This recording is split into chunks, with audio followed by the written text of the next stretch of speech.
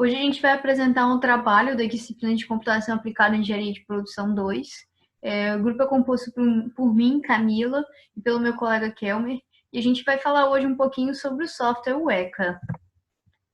Fazendo uma introdução, para a gente entender do que trabalha o Weka, a gente vai falar um pouquinho sobre a mineração de dados, que ela também é conhecida por data mining, e ela é um processo de explorar grandes quantidades de dados, a procura de padrões, regras de associação e sequências temporais, para assim a gente conseguir detectar relacionamentos sistemáticos entre variáveis e detectar, assim, novos subconjuntos de dados.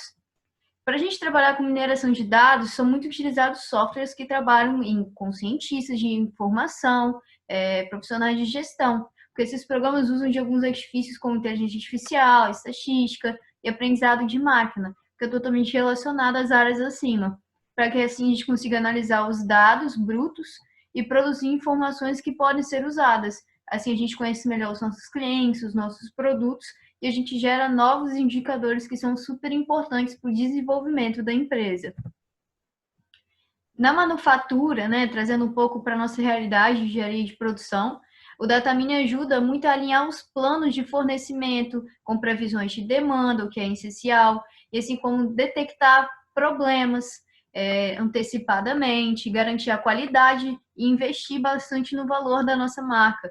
Os fabricantes conseguem prever o desgaste dos ativos de produção e antecipar as necessidades de manutenção, o que pode maximizar o tempo de atividade e manter a linha de produção dentro do cronograma. Então, assim, a gente consegue aplicar diretamente os conceitos de data mining na realidade da engenharia de produção. Grandes empresas que se destacam aí, de um modo geral, com esse trabalho de data mining é o Google e o Yahoo. Eles trabalham trazendo bastante, né, coletando muitos dados da gente.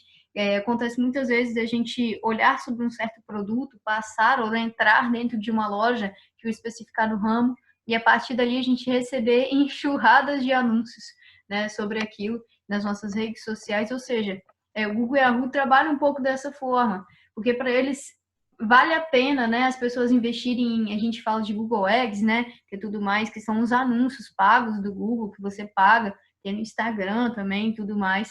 Então, eles trabalham dessa maneira.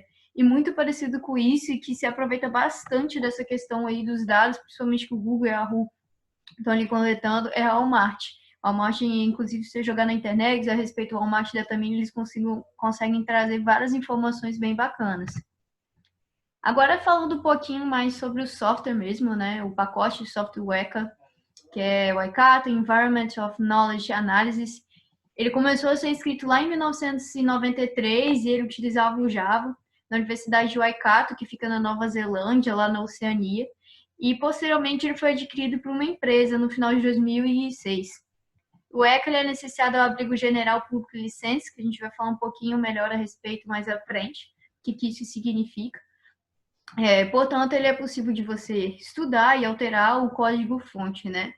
Ele tem um objetivo principal de agregar os algoritmos provenientes de diferentes abordagens, paradigmas, na sub-área da inteligência artificial dedicada ao estudo de aprendizagem de máquina. E para a gente poder fazer download dele, ele está disponível no link aí que a gente disponibilizou abaixo. Aí, trazendo um pouco uma curiosidade sobre, né?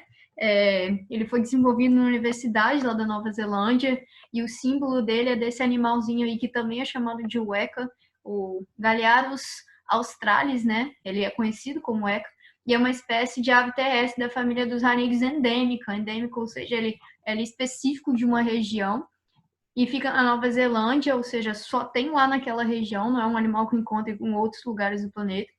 E existem quatro subespécies, e foi por causa dessa ave lá da região e tudo mais que o software ganhou esse nome de Weka, e o símbolo, né, a logo deles é a representação da ave, como a gente pode comparar aí nas duas fotos, a ave originalmente e o símbolo do Weka que o Weka utiliza.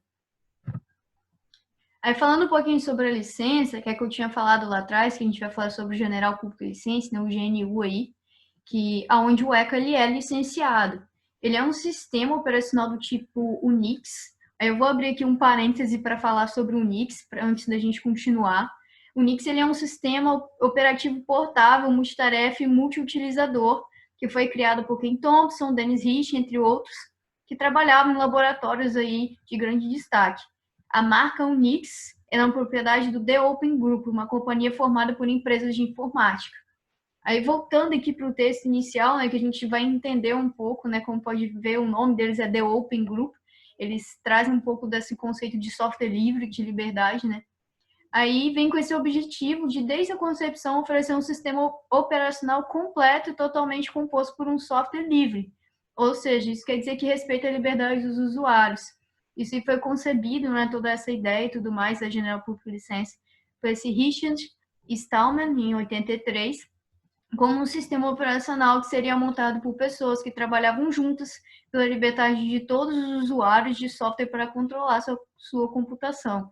Ou seja, sintetizando, o ECA é um software livre, né? Então, assim, não tem valores nem nada do tipo, como a gente costuma ver na grande maioria dos softwares aí que trabalham com data mine. Falando um pouquinho das suas versões, existem duas versões do ECA, é a 3.8, que ela é a versão mais estável, mais recente. Essa versão recebe apenas correções de bugs, atualizações de alguns recursos que não quebram a compatibilidade com os lançamentos anteriores. A 3.9 já é a versão de desenvolvimento. A versão de desenvolvimento pode receber novos recursos que quebram a compatibilidade com os lançamentos anteriores. E, assim, um asterisco bem importante é que aqueles que desejam as correções mais recentes antes do próximo lançamento oficial, ou seja, tipo, o 3.9 ainda está uma versão de desenvolvimento, você pode fazer esses downloads de forma instantânea também. Ele roda normalmente aí em sistemas operacionais como Windows, Mac, Linux e qualquer outra plataforma. Aí, falando um pouquinho sobre os pacotes, né? O 3.8 e o 3.9 apresentam um sistema de gerenciamento de pacotes que facilita para a comunidade web adicionar novas funcionalidades lá. O sistema de gerenciamento de pacotes requer uma conexão com a internet para poder baixar e instalar esses pacotes. Aí os pacotes oficiais, eles nada mais são que os pacotes que a comunidade Weka lançou, ou seja, da equipe Weka conforme verificado, e fornece exatamente o que foi anunciado. Sempre que você procurar na internet a respeito de pacotes Weka, que você achar a respeito disso são pacotes oficiais. Mas também existem os pacotes não oficiais, como a gente viu lá atrás, que trabalha com essa questão de liberdade do usuário e tudo mais, que eles podem ser fornecidos, por exemplo, por pesquisadores que desejam disponibilizar de forma mais rápida os algoritmos experimentais em uma comunidade para feedback. Ou seja, esses cientistas não são necessariamente da comunidade UECA que estão lá lançando, mas por ser um sistema livre, eles podem estar lançando esse tipo de algoritmo também experimental. Alguns dos problemas que podem ser solucionados com o ECA. O ECA conta com vários métodos de resolução de problemas de mineração de dados. Toda vez que a gente vai dar uma olhada, eles conseguem trazer vários tipos de soluções, né, de métodos dentro dos 4 tópicos abaixo, que podem ser utilizados para resolver problemas como de classificação, regressão, agrupamento e associação. Então, assim, a gente consegue encontrar alguns artigos que dizem os métodos dentro de cada tópico desse que a gente utiliza para resolver problemas dessa área.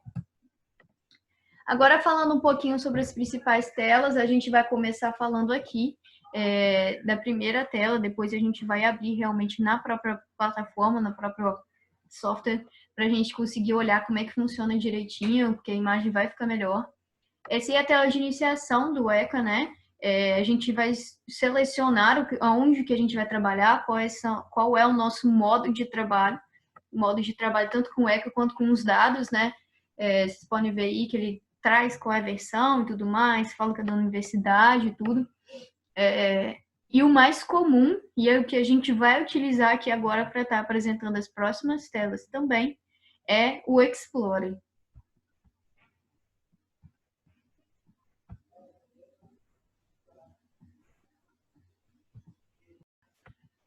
Aí, falando um pouquinho agora que a gente viu as telas iniciais, né? É até bacana que a gente já consegue ter uma noção. Eu discuti principalmente as desvantagens que diz respeito muito às telas, a respeito das vantagens e desvantagens do ECA. As vantagens, né? Ele é gratuito Ele resolve problemas de mineração de dados, tem a possibilidade de vários métodos, vários algoritmos de classificação, ele clusteriza os dados, e isso é muito bacana porque ele é um software gratuito que resolve e traz, né, também essas várias funções aí que são bem bacanas. E geralmente os softwares que trabalham com data mining e tudo mais, eles são pagos. Aí as desvantagens é como foi falado lá, né? Ele foi feito em Java, então assim as limitações que o Java tem são passadas para o ECA também, não tem como. As telas e a maneira como o resultado é mostrado não é das melhores quando comparado com os seus concorrentes aí, com softwares pagos que trabalham com isso, eles não são os mais, o ECA não é o mais simples deles, não é o que tem a melhor tela de visualização de resultados, de gráficos, nem nada do tipo. Então, assim, isso entra como uma desvantagem. Falando um pouquinho sobre os recursos e funcionalidades, ele tem várias ferramentas de pré-processamento de dados, né, de classificação, de regressão, da clusterização, que eu tinha falado, das regras de associação também, de visualização. Ele também é bem adequado para o desenvolvimento de novos sistemas de aprendizagem de máquina, o que é bem importante. E com relação aos métodos disponíveis, né, como eu tinha falado lá atrás a respeito dos problemas que ele resolve, eu tinha trago, né, que são os problemas de classificação, regressão, agrupamento e associação, que nada mais é que são métodos que estão dentro, né, desses tópicos aí que a gente resolve o problema de classificação. E é possível aplicar essas 4 técnicas em bases de dados comerciais. Aí falando um pouquinho mais dos métodos aí, juntando de classificação com regressão, são parecidos. Eles são métodos preditivos e servem para prever o comportamento futuro com base em um dado histórico, né? Como, por exemplo, a gente classificar a flor em 3 espécies, né? Ou seja, a gente vai classificar e a gente vai utilizar o comprimento e a largura da sépala e da pétala, ou seja, a largura da sépala e da pétala são dados históricos que a gente tem. Aí, com relação ao agrupamento, ele, como o nome mesmo diz, ele visa encontrar grupos de dados similares, sendo muito utilizados para segmentação de mercado. Um exemplo, utilizando em cima, é agrupar os dados acima, exemplo em subgrupos, né? A gente consegue, como por exemplo, dizer, ali ele classificou quais são as espécies de acordo com a largura e comprimento, e aqui a gente pode dizer, por exemplo, flores de pétalas longas, sabe? Ele reagrupou esse tipo de dado. Em associação, que como o nome também sugere, tem o objetivo de descobrir dados que estão associados. É um exemplo que a gente quer encontrar produtos que são vendidos em conjunto e assim mais. Aí falando um pouquinho agora que a gente viu as telas iniciais, né? É até bacana que a gente já consegue ter uma noção. Eu discuti principalmente as desvantagens que diz respeito muito às telas, a respeito das vantagens e desvantagens do ECA. As vantagens, né? Ele é gratuito e ele resolve problemas de mineração de dados, tem a possibilidade de vários métodos, vários algoritmos de classificação, ele clusteriza os dados, e isso é muito bacana porque ele é um software gratuito que resolve e traz, né, também essas várias funções aí que são bem bacanas. E geralmente os softwares que trabalham com data mining e tudo mais, eles são pagos. Aí as desvantagens é como foi falado lá, né? Ele foi feito em Java, então assim as limitações que o Java tem são passadas para o ECA também, não tem como. As telas e a maneira como o resultado é mostrado não é das melhores quando comparado com os seus concorrentes aí, com softwares pagos que trabalham com isso, eles não são os mais, o ECA não é o mais simples deles, não é o que tem a melhor tela de visualização de resultados, de gráficos, nem nada do tipo. Então, assim, isso entra como uma desvantagem. Falando um pouquinho sobre os recursos e funcionalidades, ele tem várias ferramentas de pré-processamento de dados, né, de classificação, de regressão, da clusterização, que eu tinha falado, das regras de associação também, de visualização. Ele também é bem adequado para o desenvolvimento de novos sistemas de aprendizagem de máquina, o que é bem importante. E com relação aos métodos disponíveis, né, como eu tinha falado lá atrás a respeito dos problemas que ele resolve, eu tinha trago, né, que são os problemas de classificação, regressão, agrupamento e associação, que nada mais é que são métodos que estão dentro, né, desses tópicos aí que a gente resolve o problema de classificação. E é possível aplicar essas 4 técnicas em bases de dados comerciais. Aí falando um pouquinho mais dos métodos aí, juntando de classificação com regressão, são parecidos. Eles são métodos preditivos e servem para prever o comportamento futuro com base em um dado histórico, né? Como, por exemplo, a gente classificar a flor em 3 espécies, né? Ou seja, a gente vai classificar e a gente vai utilizar o comprimento e a largura da sépala e da pétala, ou seja, a largura da sépala e da pétala são dados históricos que a gente tem. Aí, com relação ao agrupamento, ele, como o nome mesmo diz, ele visa encontrar grupos de dados similares, sendo muito utilizados para segmentação de mercado. Um exemplo, utilizando em cima, é agrupar os dados acima, exemplo em supergrupos, né? A gente consegue, como por exemplo, dizer, ali ele classificou quais são as espécies de acordo com a largura e comprimento, e aqui a gente pode dizer, por exemplo, flores de pétalas longas, sabe? Ele reagrupou esse tipo de dado. Em associação, que como o nome também sugere, tem o objetivo de descobrir dados que estão associados. É um exemplo que a gente quer encontrar produtos que são vendidos em conjunto e assim maximizar as vendas. Bom, agora a gente vai demonstrar como é que você pode baixar o SoftWeka. Primeiro você pode entrar no site de pesquisa tradicional, que é o Google, escrever site Weka. Nesse primeiro link que você vai entrar, que vai abrir o site do software.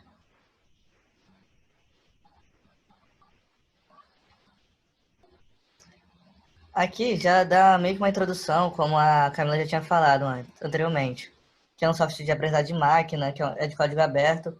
Ele é aprovado, que pode ser acessado por meio de interfaces gráficas do usuário, aplicativos de terminal padrão ou uma API Java. Ele é amplamente usado para aplicações de ensino e pesquisas em indústrias, contém uma infinidade de ferramentas integradas para a tarefa de aprendizagem de máquina padrão. Adicionalmente, dá acesso transparente à caixa de ferramentas conhecido como Scikit-learn, R e DeepLearning 4J. Aqui você pode baixar, tem livros, cursos, blogs, a wiki, que pode te orientar e aprender mais sobre o software. Descendo mais, aqui tem um vídeo introdutório, só que ele é em inglês, e algumas informações sobre o software. Que você pode utilizar a linguagem R, linguagem Python, e quando você utiliza um grande dados em R, você pode usar esse Apache Spark. Aqui vamos clicar em baixar, caso o usuário tenha interesse em baixar. Aqui já mostra algumas versões, fala sobre o software e as versões, como a Camila tinha dito anteriormente, o instantâneo, a versão que é a versão mais estável, que tem as suas formas de baixar de acordo com o seu sistema operacional do seu computador. Tem para Mac, Linux, Windows e outras plataformas. Aqui também tem a versão que é 3.9, que é a versão desenvolvedora, que tem para as mesmas sistemas operacionais, como Windows, Mac, Linux e as outras plataformas. Se você também tiver interesse nas versões mais antigas, também é disponível aqui no site. Caso o meu é Windows, eu clicaria aqui, aí abriria um link e já começaria a ser baixado o software. Então, o primeiro passo é isso, galera. É isso. Vamos baixar a sua plataforma, como a gente já viu. Quando a gente baixa o software, ele vem junto com ele algumas pastas com alguns arquivos do software. O arquivo que é utilizado para você colocar os dados para rodar dentro do software tem que ser o ARFF ou o CSV. Mas o mais utilizado é o ARFF. Se você receber um arquivo CSV, tem como você transformar ele no próprio software em um arquivo ARFF. Essa aqui é a pasta que vem logo quando você faz o download. Aí você entra, aqui são os arquivos que vêm. Vem também, como eu te falo, alguns datasets, que são arquivos com dados para você fazer testes com o software. Aqui eu deixei salvo em WordPad para vocês terem uma melhor visualização como é que funciona dentro do arquivo. O arquivo RFF, eu vou escolher o outro exemplo que fica melhor. Vou escolher esse exemplo de jogo, que é pequeno, mais didático, para ser entendido. Às vezes o arquivo ARFF, ele pode vir com alguns comentários. Ele vem com o símbolo de porcentagem, e assim, é só para ser um comentário quando você utiliza o símbolo de porcentagem. Não vai dar problema quando você for colocar para rodar, é só para ser um comentário. as partes mais importantes são divididas em três. O arroba relation, que vem com o nome do arquivo, o arroba atributos, são as colunas, e o arroba data, que são os dados, os registros. O arroba relation, como dito, é o nome do arquivo, você coloca o arroba, o relation, e o nome do arquivo. O atributo são as colunas, que vem com e dentro das chaves,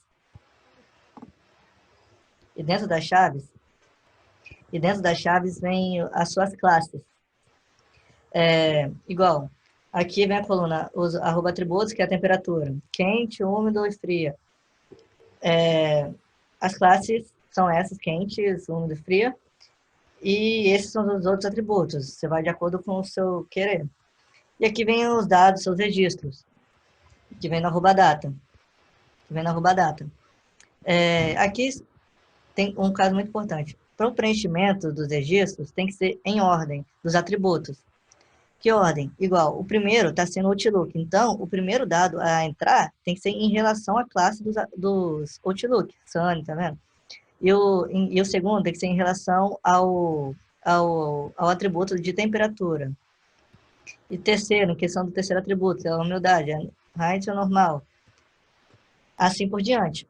Assim, então, isso é dessa forma que funciona o arquivo ARFF, e que é o mais utilizado dentro do app. Agora vamos colocar em prática esses arquivos. Bom, agora que a gente baixou o SaltWacker, essa aqui é a sua plataforma, onde está aqui seus programas, forma de visualizações, aqui é uma área de, caso você queira baixar pacotes, e área de ajuda. Aqui fala o seu nome, sua versão, quando foi criado e aonde. E aqui fala as suas aplicações. Explorer, Experimenta, Kinoflow, Workbench e 5SLI. Nesse vídeo a gente vai focar mais na área de Explorer. E brevemente na parte de Experimenter.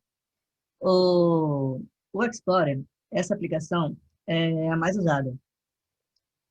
Com essa é possível trabalhar de forma interativa, é onde iremos explorar as funções da ferramenta. Vamos focar nessa ferramenta, pois nas outras podemos fazer muitas funções que contém nessa, mas de forma automatizada. Na parte do Experimenter, essa aplicação é usada para automatização de processos. É usada, por exemplo, para rodar vários algoritmos de aprendizagem de máquina de forma automática e visualizar todos os resultados de uma só vez. O que no Jackflow, essa aplicação permite o usuário criar fluxo de processos através de uma interface baseada em fluxo de dados. É possível arrastar componentes como filtros ou classificadores e conectá-los, criando um fluxo de processo.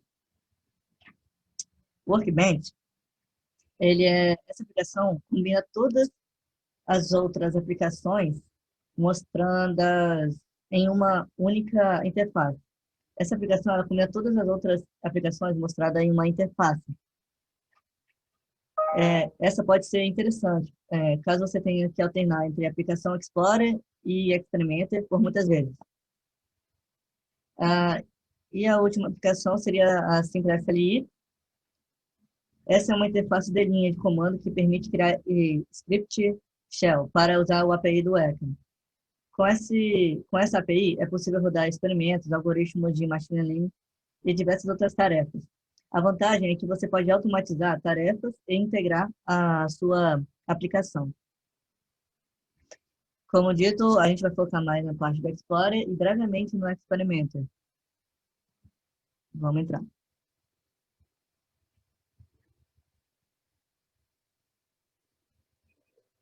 Agora que a gente entrou na aplicação de pré-processamento, vamos falar sobre as ferramentas que ela possui.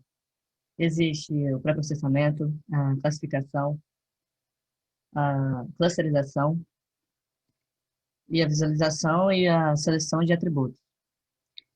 Como foi comentado agora sobre o arquivo ARFF, a gente vai selecionar ele. E um comentário sobre o arquivo ARFF é que ele é um dos arquivos mais utilizados no Echo, como foi falado, e o significado de ARFF é Attribute Relation File Formation. É o formato de arquivos e atributos de relação. Eles são utilizados mais para descrever os atributos ou características do nosso problema e armazenar o conjunto de dados de acordo com esses atributos.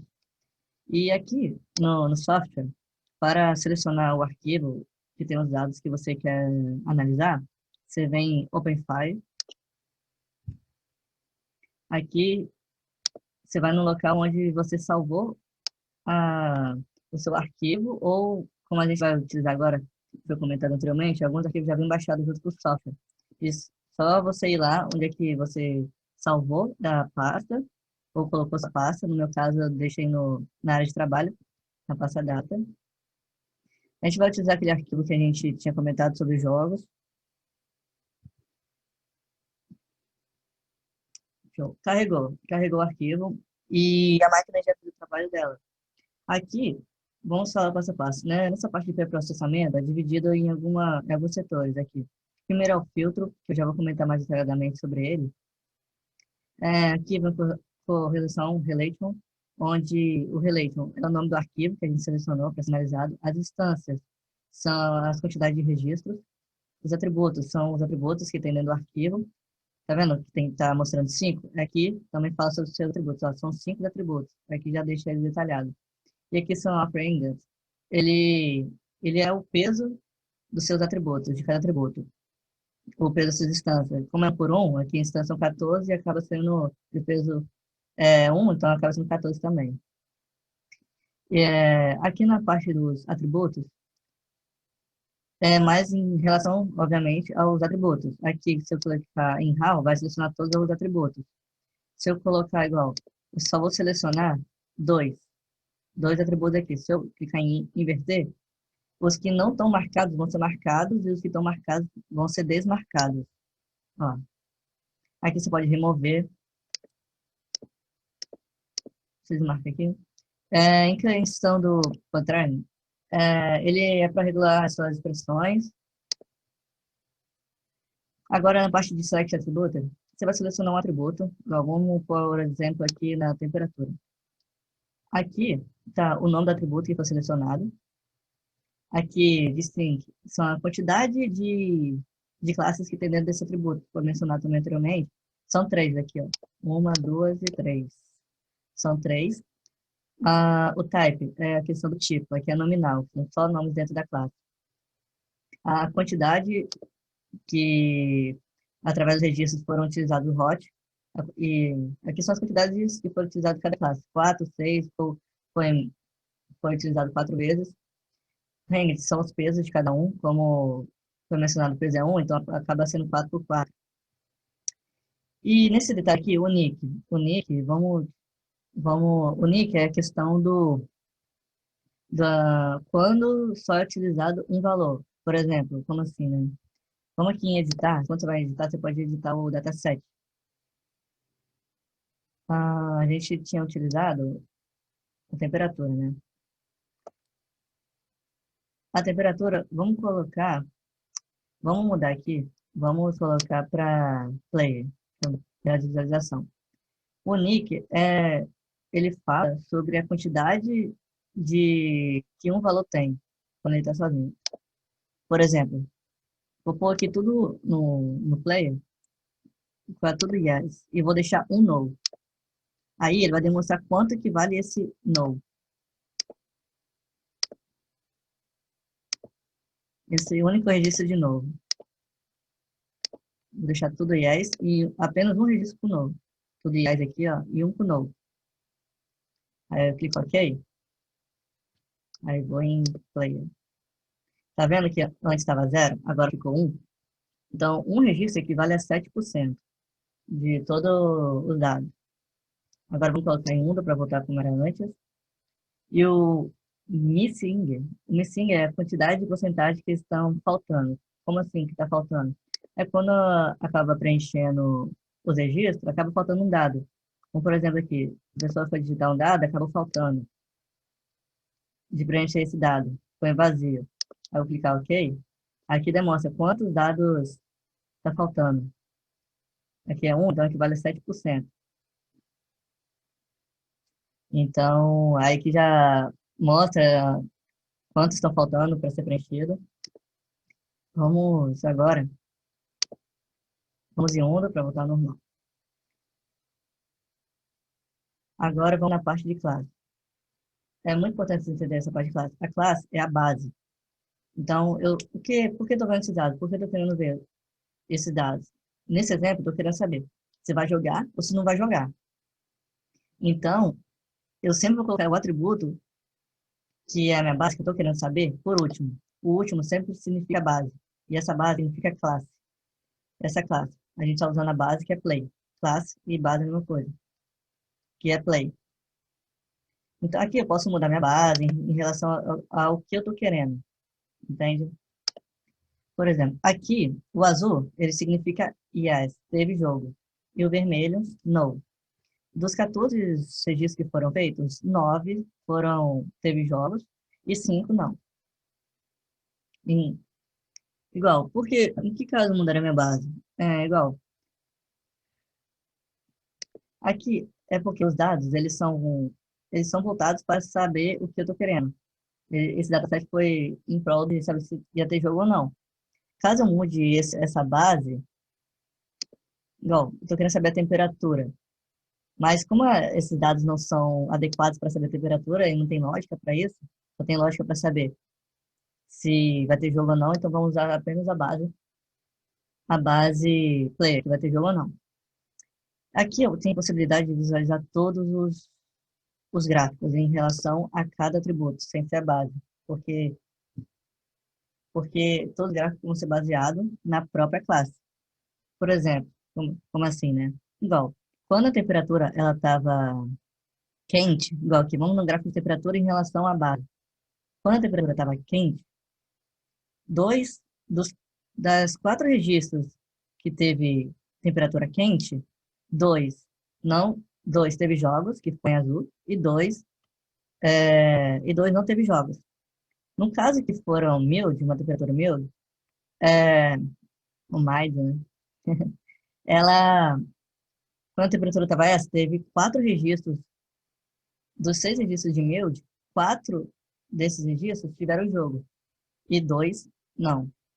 E em relação à temperatura cool, dos 4 registros, 3, dos 4 registros de temperatura cool, 3 tiveram jogos e um não. Então, todos esses gráficos são baseados assim.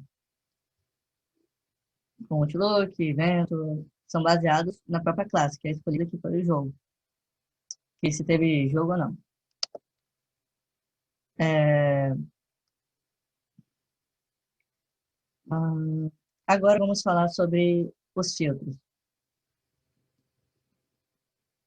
Os filtros, eles, eles são, como o nome já fala, é para filtrar. Existem várias opções de filtro dentro do Echo. São filtros de tratamento de dados. Quando a gente vem aqui, Chosen, aí vem os filtros. Existem esses filtros e também existem os filtros supervisionados e os não supervisionados. São diversas formas de filtro. Por que diversas formas? Quando existe, dentro dos supervisionados, existem os atributos, existe em relação às instâncias dentro dos supervisionados. E dentro dos não supervisionados, também em relação aos atributos e também em relação às instâncias. Mas a gente abrindo, vai vendo diversas formas de filtro. Nesse vídeo a gente não vai entrar em detalhe como funciona cada filtro, porque vai ficar muito extenso. Ó, são diversas formas de filtro de acordo com o seu querer do usuário. Aí você seleciona seu filtro e acaba aplicando. Na parte aqui do OpenDB, você pode aqui colocar banco de dados que faz conexão pode fazer conexão com CQL direto. E também, bom, essa parte de pré-processamento é basicamente isso. E agora a gente vai para a parte do Classify, que é a classificação.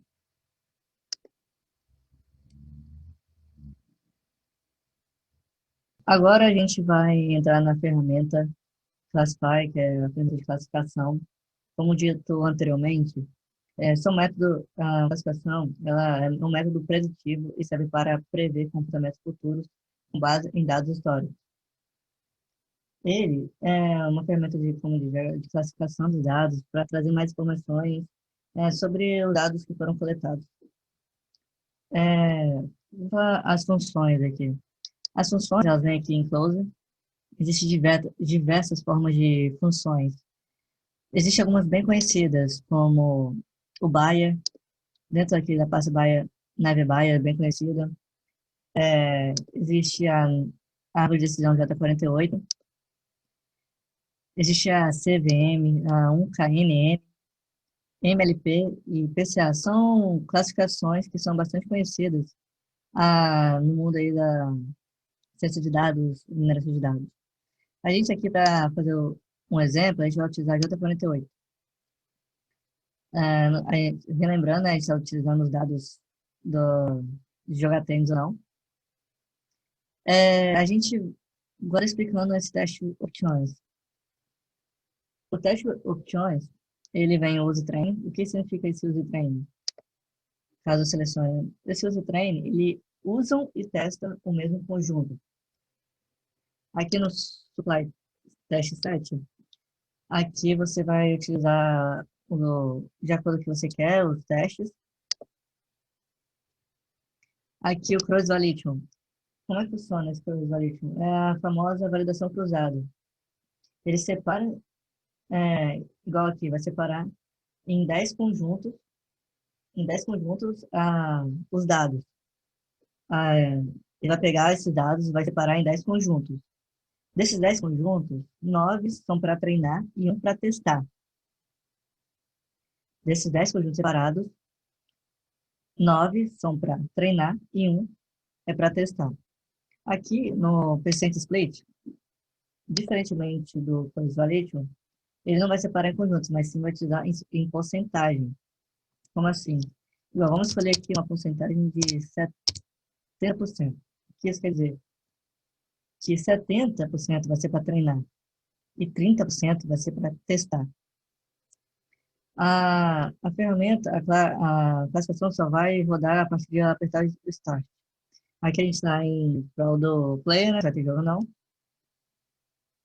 Vamos dar Start. Vamos utilizar apresentar script. Bom, o software nos deu essa resposta. As informações, né? Aqui fala a classificação que a gente utilizou. Foi o J48, o arquivo, quantas instâncias tinha no arquivo, os atributos, que são esses. O teste que disse que foi um teste split, 70% de treino, né, como foi mencionado agora. Classificação do modelo, que foi J48. Aqui é a parte descritiva da árvore. Tem como demonstrar em gráfico essa árvore, mas aqui é a parte descritiva. Esse number of leaves são os números de folhas. E o center of tree, ele é o tamanho da árvore. Para deixar mais claro para vocês, eu vou explicar melhor essa classificação para deixar mais claro. O que é essa classificação J48, né? Ela é uma estrutura de forma de árvore, né? Como já está no nome dela, que é uma árvore de decisão. É o nome dela é J48, ou dessa classificação que a gente utilizou, no qual cada nó interno ele corresponde a um teste de um atributo. Cada ramo representa o resultado do teste e os nós, as folhas, né, representam as classes e a distribuição das classes. O nó mais elevado, ele representa o nó raiz, é onde que a árvore inicia. Cada caminho da raiz até o nó representa uma regra de classificação. Uma regra de classificação. Aqui fala o número de folhas, o tamanho da árvore, que é 8, né?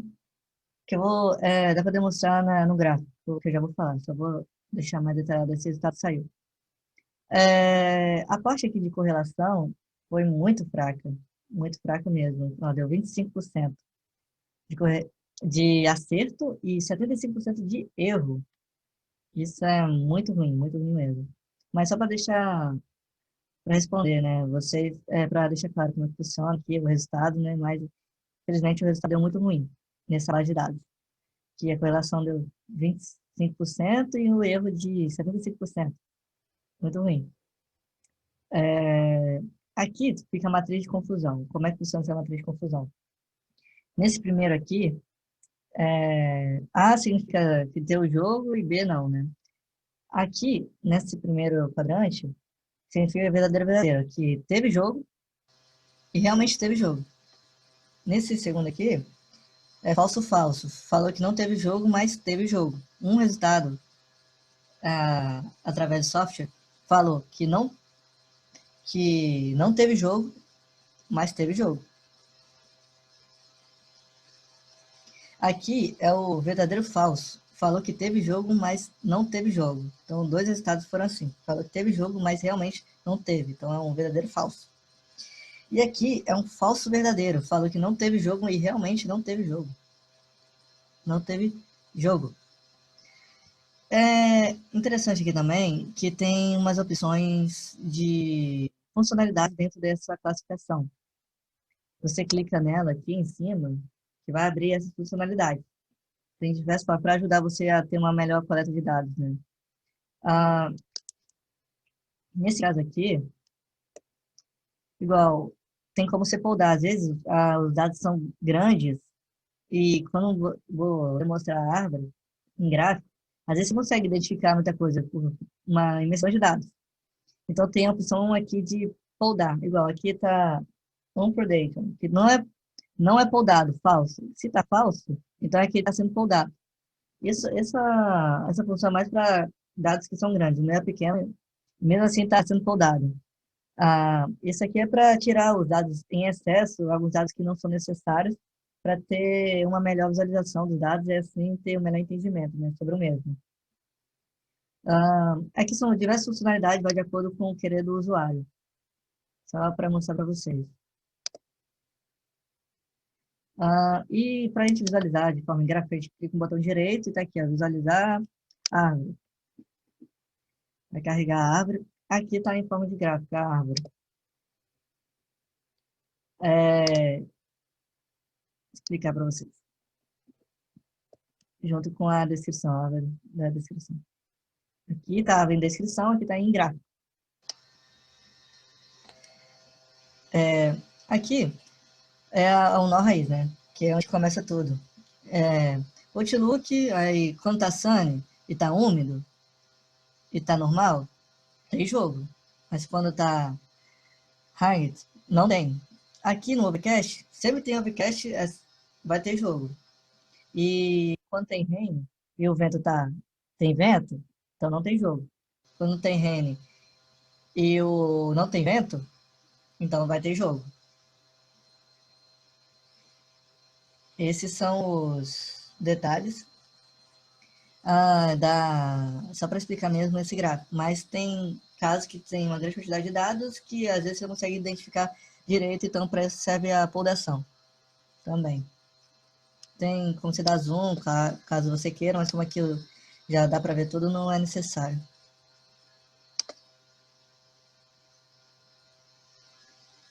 Bom, basicamente é isso. A parte de classificação, deu um exemplo, mas existem diversas formas de classificação, como foi demonstrado aqui, e vai de acordo com o querer do usuário. Agora vamos para a parte de clusterização. Bom, agora falando sobre os clusters, a gente vai mudar o dataset, os dados, para ter um melhor entendimento sobre essa ferramenta. Bom, a gente utilizou um dataset de uma concessionária de carro. Vou explicar ele para ter um melhor entendimento. E os registros eram de acordo com a movimentação do cliente a cada setor. Se ele ia em cada setor, se ele ia em um setor, ele receberia o número 1, que significa que ele foi nesse setor, e o 0, que ele não foi no setor. O pesquisador, ele anotava o caminho que o cliente fazia dentro da concessionária, os setores dentro da concessionária. Então, tem os setores, se ele passou no setor, ele recebe o número 1, o atributo, e se não passou no atributo, ele recebe o número 0. Então, por isso que tem aqui 1 e até 0. Acaba dando uma média, um desvio aqui, padrão também.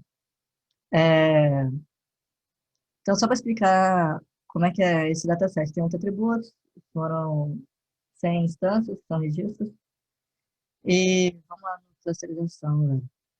Explicando o que é a clusterização, ele é basicamente agrupamento.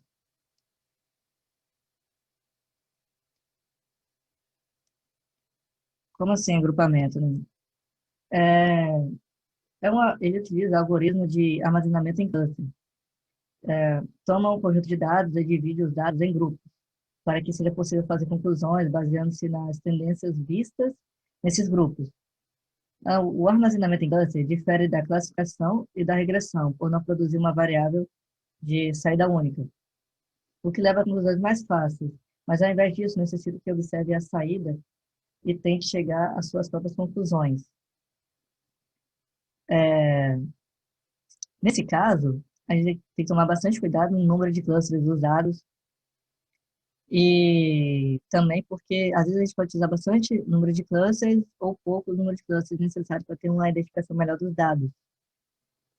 É, Nesse caso aqui, a cluster, a gente vai utilizar a forma de dividir em grupos nessa função cPanel. Quando você bota o dedo, tem uma explicação dessa função. A gente vai utilizar ela. A gente vai utilizar o use train set, que o conjunto de dados é o mesmo para treinar e para fazer o teste. O mesmo conjunto de dados é treinado e é feito o teste. Tem a função de ignorar atributos, mas atualmente não vai ser necessário. E aqui, ah, se a gente clicar com o botão direito em cima, como mostrado até na parte de classificação, vai ter diversas formas de você mexer nessa função. Aqui, o número de clusters, como dito anteriormente, você tem que ter bastante cuidado caso você possa usar menos clusters e excesso de cluster necessário para se obter as informações necessárias dos dados que você quer. A gente tem 100 instâncias, então vamos utilizar 5 mesmo. Então, você vai dividir em 5 grupos. A gente clica em OK.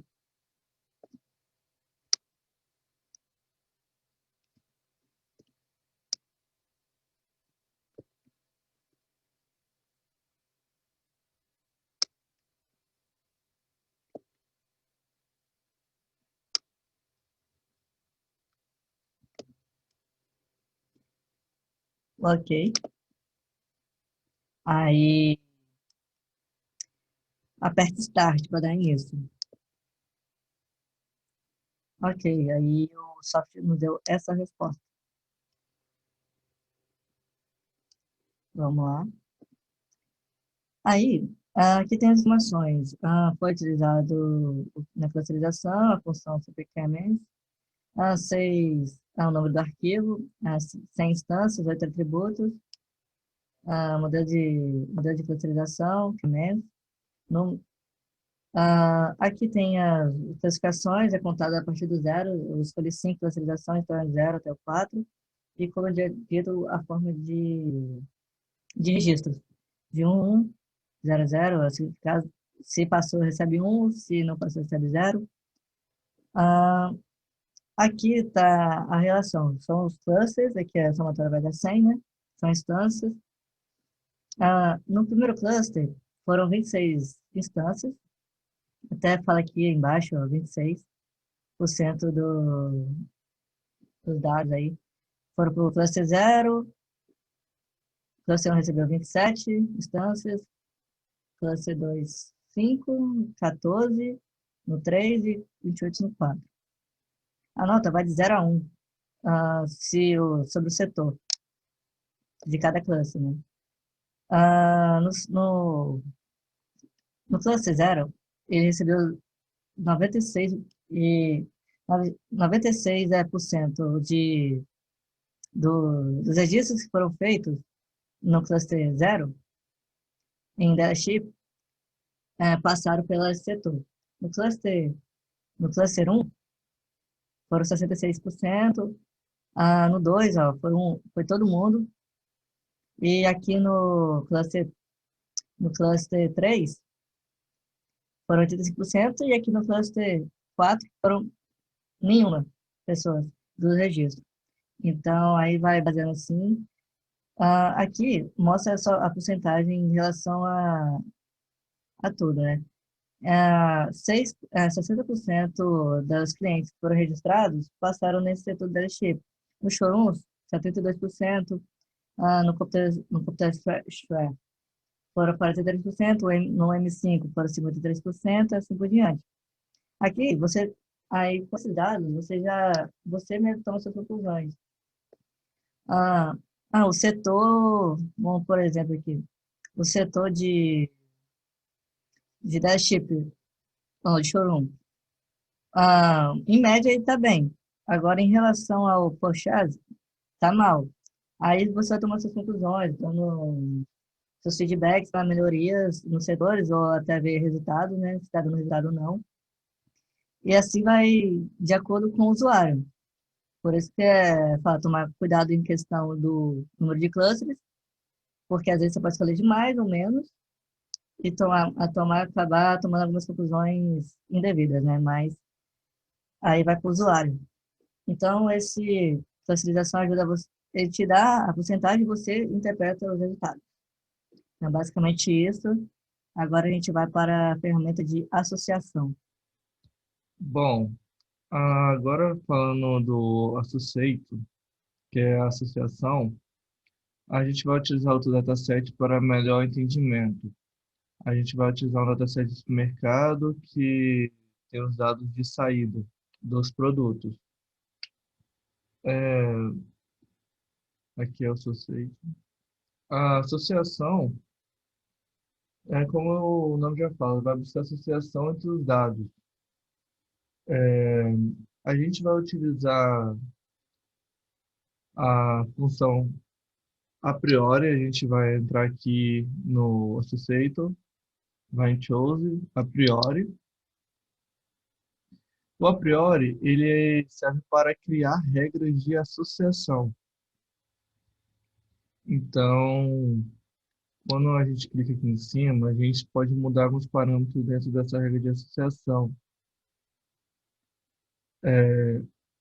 Aqui em métrica, é o nível de confiança que a gente quer das regras. Vamos pôr um nível de confiança grande, vamos pôr um de 80%. O número de regras que você quer, vamos pôr 10 regras. E aqui em All Bold Mean Support, é, ele visa o número mínimo de saída do produto na base de dados. Como assim? Ah, ele só quer, ele quer no mínimo que seja analisado os produtos que tenha passado no mínimo de 10% na base de dados. Aqui tem o máximo, até 70%. Vamos por 50. Então, 60, né? 60, 50. 50%.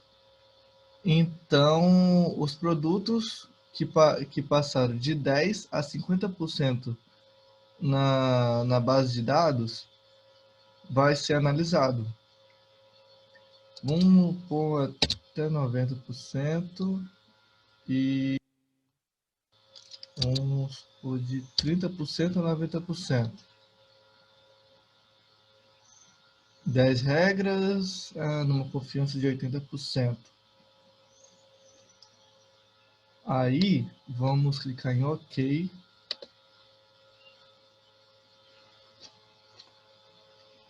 Vamos apertar Start para que vamos aguardar um pouco, talvez demore um pouco devido à base de dados ser grande. Que aqui já fala, né, instâncias 4.627 e os atributos 217. Bom, o resultado saiu, aqui já fala o que está sendo utilizado, a regra de associação, a função a priori, o nome do arquivo, as instâncias, os atributos, o modelo de associação, que é o a priori. E aqui estão as melhores regras, né, que foram vistas pelo software. Eu coloquei 10, se vocês lembram, tem como colocar o número de regras que você almeja.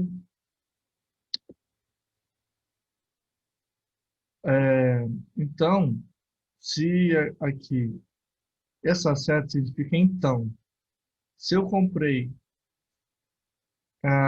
comida congelada e fruta, então eu levo o break e cake. A confiança, lembra que a gente colocou de 80% no mínimo? Então, essa regra tem 83% de confiança. Aí, em questão dos dados na associação, vai de acordo com o usuário. Ele mesmo tem que interpretar os dados e utilizar ele da forma que ele quer, que ele almeja, né? E aqui eles mostram só a regra de associação e o usuário interpreta. E essas são as regras que o software e a função a priori deu as respostas. A confiança de 84 e aqui tem os outros dados, né? Para melhorar o entendimento do usuário. É basicamente isso, a regra de associação, e utilizando a função a priori. Vamos mudar aqui um pouco para ter melhor. Vou mudar aqui para 20 regras. Quero 20 regras. Vamos clicar em OK. Aí vamos apertar Start. O software vai analisar.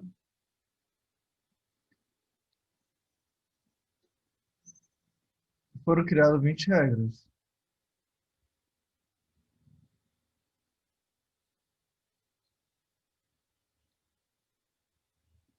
Na verdade, eles conseguiram criar 17 com, com os dados que foram propostos e com as características que a gente queria, né? Entre 30 e 90% de frequência na base de dados, com confiança de no mínimo 80%. Então, eu solicitei 20, só que eles só conseguiram 17, né, de acordo com as características que eu solicitei.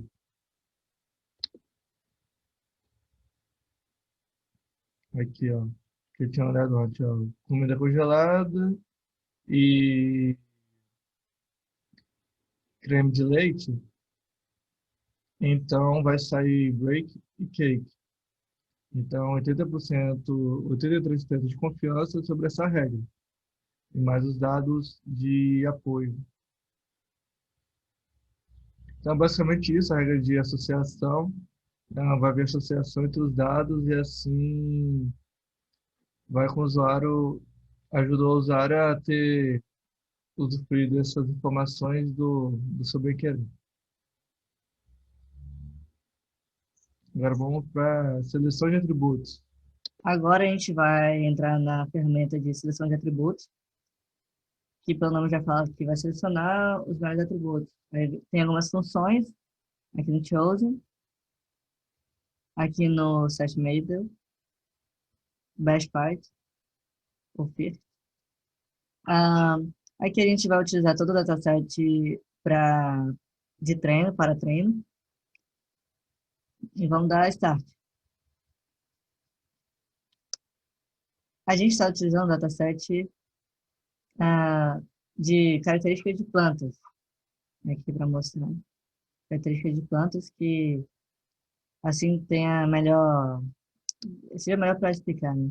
Aqui ainda as informações que está utilizando o ECA, a seleção de atributos e as funções, as relações, o arquivo, né, que é íris, que são as características das plantas de íris, instâncias, 150 dos atributos, são esses 5.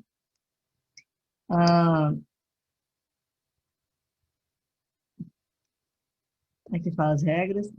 E aqui quais são os melhores atributos. Aqui fala que é o 3 e o 4. São 2 atributos que são os melhores. Aqui é um pequeno conjunto de dados, mas quando tem bastante dados, isso ajuda bastante. Porque, igual, você está falando que o 3 e o 4 são os melhores atributos. Eu posso muito bem ir lá,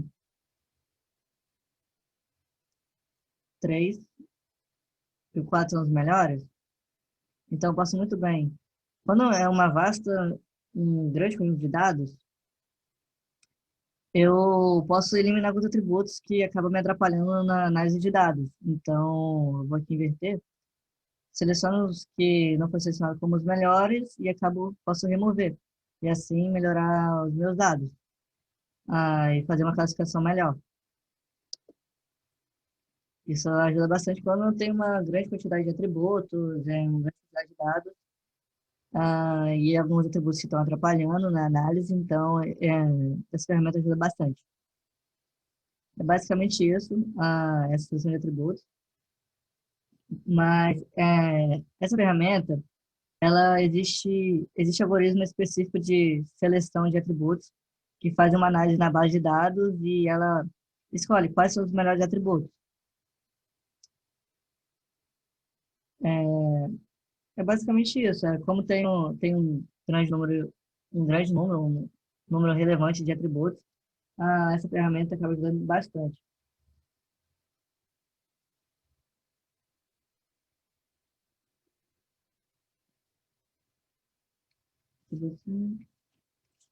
Agora vamos para a visualização. A visualização, ela, ela é basicamente como ela faz, é para visualizar os dados, né? São recursos valiosos para conhecer os dados que está sendo minerado. Esses gráficos que é apresentado são gráficos de dispersão. Ah, quem conhece gráfico de dispersão, ele só suporta duas dimensões. O ECA, ele gera matrizes desses gráficos. Agora a gente vai falar sobre a ferramenta de visualização, que é uma ferramenta de recursos valiosos para conhecer os dados que está sendo minerado. Ah, essa ferramenta, ela apresenta gráficos de dispersões. Quem conhece o gráfico de dispersões, ele suporta apenas duas dimensões de dados. O ECA gera uma matriz desses gráficos, onde é desenhado, gráficos com pares de atributos.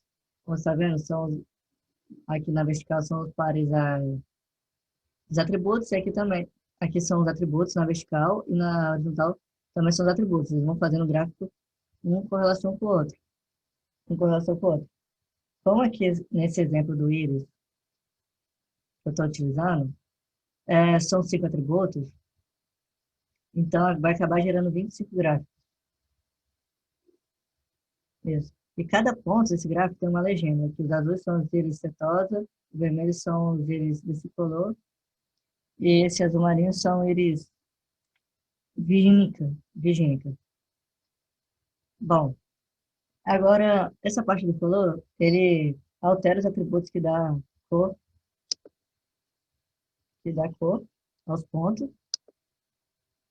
É, esse update é onde que atualiza as mudanças que são feitas nesses pontos. A seleção de atributos. Caso você queira escolher algum atributo para melhorar sua análise, você aperta Ctrl, seleciona o atributo, aperta Ctrl e aperta OK, e dá atualização no update, que ele vai ser eliminado. O atributo que foi selecionado. O plot size, ele vai mostrar o tamanho do gráfico. Vou mostrar para vocês. Aqui, ó, vou aumentar o tamanho do gráfico, vou atualizar. Tá vendo? Ele aumenta. Se quiser diminuir, ele diminui. Em questão do point size, ele dá mais cor aos pontos para melhor visualização. E o jitter? O jitter, ele ajuda quando os dados são sobrepostos. Como assim sobrepostos, né? Os dados, eles são sobrepostos Por ser um gráfico de dispersão, tem possibilidade de ocorrer sobreposição dos pontos. O que é isso, né? São dados cujos valores do eixo x e y são os mesmos. Eles vão ficar sobrepostos, um sobre o outro. O jeito ele ajuda a visualizar esses dados, dando a sua diferença, né? Como assim? Como assim? Vou demonstrar para vocês. Igual, existem muitos dados aqui que estão juntos. Acaba sendo sobreposto um para o outro. Eu vou dar update. Acaba modificando. Vou fazer o outro update. Tá vendo?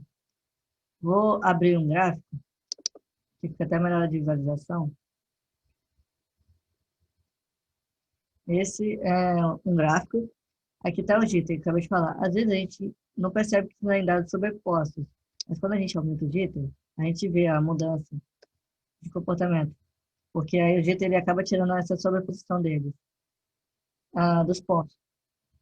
Aqui, quando a gente abre, a gente pode mudar o eixo X, podemos mudar o eixo Y, podemos mudar o eixo Y de acordo com os atributos que a gente deseja. Aqui o color, como eu tinha falado antes, são as cores dos atributos que caso você queira mudar.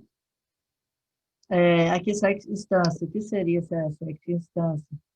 Caso você queira visualizar melhor certo ponto, aqui é o retângulo, eu preciso o retângulo aqui. Eu venho, faço o retângulo. Assim, eu vou ter uma análise melhor dos dados que estão dentro desse retângulo. Caso eu queira um polígono, eu posso muito bem fazer um polígono. Não é exatamente polígono, você precisa fazer, né? Mas ele tem esse nome.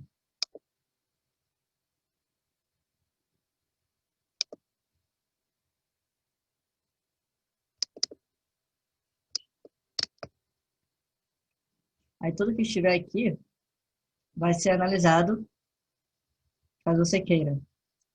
E o polyline é da mesma forma que o do polígono. Muda pouca coisa.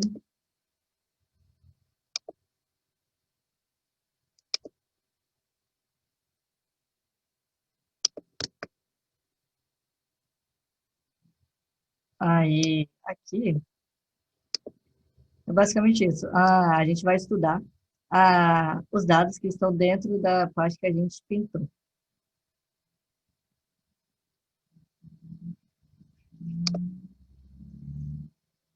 Então, agora a gente finalizou as ferramentas do Weka Explorer e espero que vocês tenham entendido e assim a gente vai continuar o estudo do Weka. Vamos falar brevemente, rapidamente, sobre o experimento, que é outra aplicação. A gente vai falar bem brevemente sobre a aplicação do experimento. Bom, como dito anteriormente, essa aplicação ela é mais para comparação de algoritmos. Vamos entrar nela agora?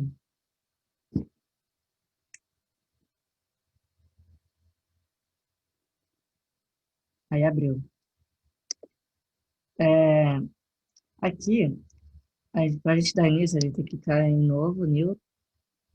Eles acabam criando um arquivo, aqui também cria um arquivo especial de AR, do ECA. Aqui, né, tipos de experimentos, existe a validação cruzada, ou o teste de porcentagem de split que eu tinha comentado anteriormente, também. Vamos utilizar o teste de porcentagem de split, e vamos utilizar 70%. Como eu tinha mencionado, 30%, 70% vai para treino e o restante vai para teste, que é 30%. Nesse Iteration Control, é o número de repetições. O que isso significa? O número que estiver aqui é o número de repetições que vai acontecer. 70% dos dados vai ser utilizado para treino e 30% para teste. Aí depois vai embaralhar de novo os dados, vai pegar mais 70% para treino e 30% para teste. Vai fazer isso 10 vezes. Aqui a gente vai selecionar os datasets que a gente quer. Vamos selecionar o íris.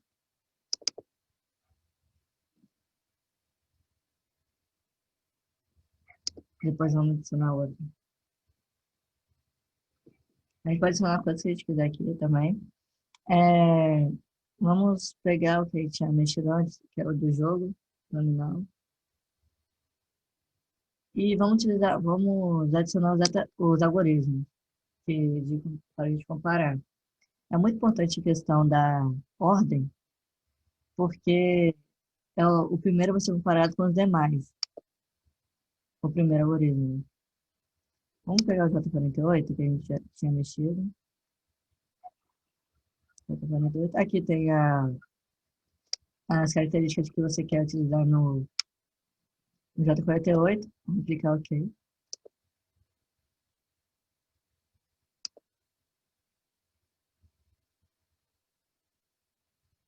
Vamos pegar o outro também.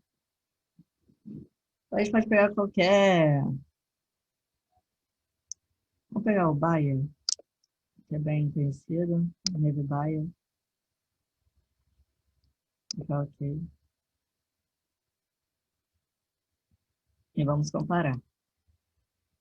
Aqui vamos executar. Vamos clicar em Start. Não houve nenhum erro.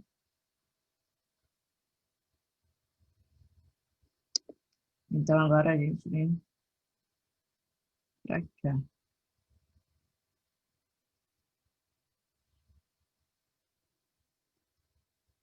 Para análise. Vamos em Experimenter. Fazer experimento. Aqui fala quais são os algoritmos que vai ser comparado. E o que que a gente nossa característica, o que a gente quer mudar, né? Então, aqui fala sobre T-Students, como que a gente quer o teste, fazer esse teste. E a correção de porcentagem, aqui tem a significância, que é o teste de hipótese. Tem o teste de base.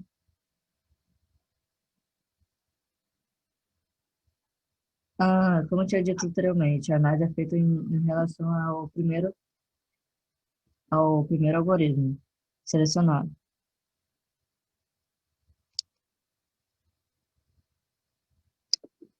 Vamos ver a performance em teste, né, para ver o resultado.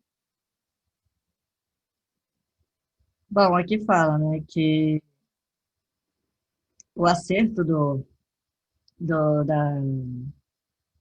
o acerto da árvore J48 foi de 94%, 44%, no dataset do íris, e o Bayer foi 96%.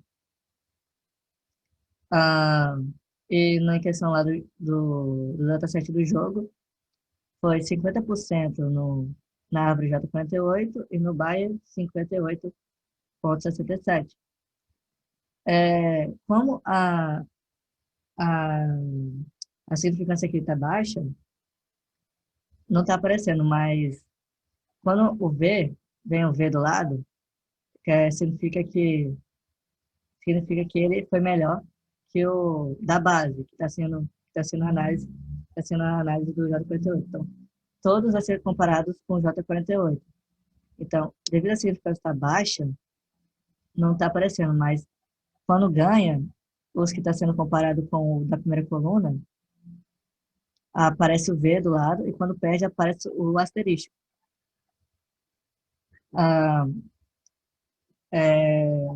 Devido a significância estar baixo, eu coloquei não está aparecendo. Aqui a gente pode botar vários algoritmos, e todos vão ser comparados sempre com o primeiro. Todos sempre vão ser comparados com o primeiro.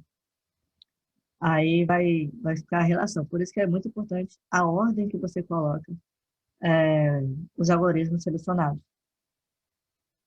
Então, é basicamente isso. Aqui está os dados, né? Que é o teste, o experimenter, o que a gente utilizou, a análise, que foi a correção de porcentagem, número de datasets, número de resultados, a confiança, ou a data, né? E é isso, gente. Basicamente é isso o conteúdo do vídeo em respeito ao ECA. Espero que vocês tenham entendido. E é isso. Eu e a Fernanda tentamos trazer da melhor forma o conteúdo para vocês, de maneira entendimento mais formal e didático possível. Então, agradeço a compreensão de vocês e muito obrigado. Para concluir tudo que a gente discutiu aqui, há produtos de softwares comerciais complexos construídos para mineração de dados. Ou seja, o ECA tem que concorrer com esses já comerciais e complexos, né? Que traz muitas outras funções, a questão das telas que a gente discutiu como uma desvantagem do ECA, mas mesmo assim, o ECA é uma solução muito útil e que é disponível de código aberto para a gente, principalmente para quem está começando, né, agora a trabalhar com data mine, mineração de dados. Ele oferece uma solução muito satisfatória para muitos dos problemas iniciais que a gente trabalha nesse campo. Então, assim, apesar dele ter as suas desvantagens quando comparados a outros, a maior parte dos problemas que talvez nós aqui na disciplina vamos lidar, o ECA consegue resolver. E ele consegue resolver isso de uma forma muito simples. Então, a gente pode concluir que o ECA é um software que a gente pode utilizar e muito.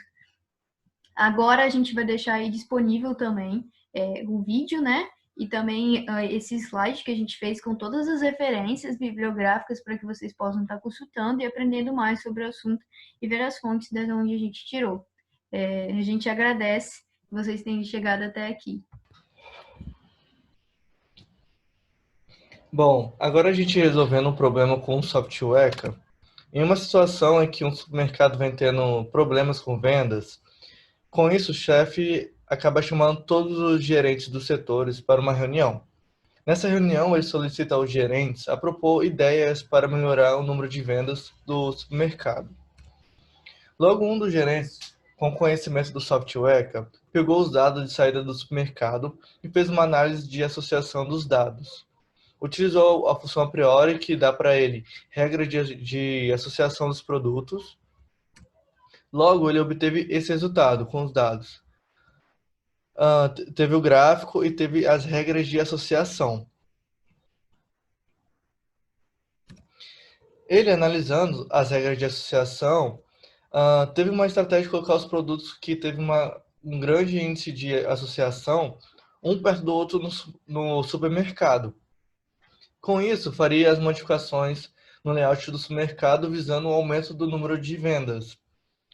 Mostrando os dados e as regras de associação para o chefe, ele acabou autorizando a implementar a estratégia proposta pelo gerente. Após um tempo, através dos relatórios, viu que a estratégia deu muito certo, aumentando o número de vendas, logo satisfazendo o chefe. Muito obrigado a todos aí que visualizaram o vídeo. Os autores eram Camila Schuck e eu, Kelmer Nunes. Somos estudantes do IFES. Fazemos o curso de Engenharia de Produção. Muito obrigado a todos.